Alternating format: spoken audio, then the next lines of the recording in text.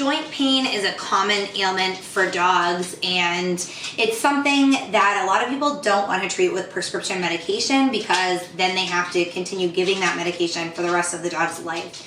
If you click the link below this video, it will take you to some home remedies and some product guides, things that you can buy, things that you can try, things that you can do to help your pet without going the prescription route. Eventually, most dogs do get to a point where the only way to keep them comfortable is with prescription medication, but there are some things you can do, and one of the biggest things you can do to help a dog with joint pain is to change their diet. If you feed a homemade food or you're looking to switch to a homemade food for dogs with joint pain, this is a great recipe. It includes some ingredients that help to alleviate the pain and the swelling that leads to problems with the joints. You can, again, there's more information. If you click the link below this video, there's my written guide, and it talks about some of the superfood ingredients that are in this recipe and how they're helpful for dogs with joint pain. It also has some links to different sites to look at the science behind the ingredients and why those work. So if you have more in-depth questions, I don't want to take up a whole bunch of time with this video, but just click the link below and you can read through some of that research and some of the information on these ingredients on your own.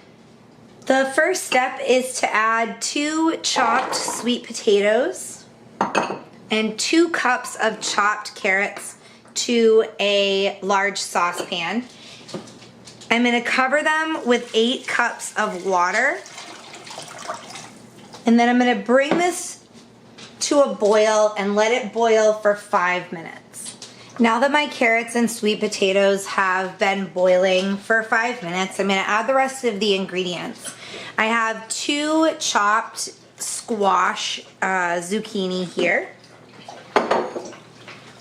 2 cups of kale, and you'll notice that that's going to start to wilt pretty quickly with the heat. I usually like to just sort of poke it down into the boiling water and it wilts up, doesn't take up nearly as much space. I'm going to add half a cup of lentils, and I have 1.5 cups of quinoa. I have half a cup of chopped parsley, and I'm going to use 3 cloves of garlic. I'm using minced garlic. This is an ingredient that I hear about quite often. People seem to think that garlic is bad for dogs. So I hear a lot of flack from people about adding it to homemade dog food. And the truth is that garlic in large quantities can be toxic to dogs, so it's definitely not something that you want to feed a lot of. But there is research that proves that garlic is very good for certain conditions, one of those being joint pain and inflammation. So feeding it in small quantities is actually a really good thing for dogs.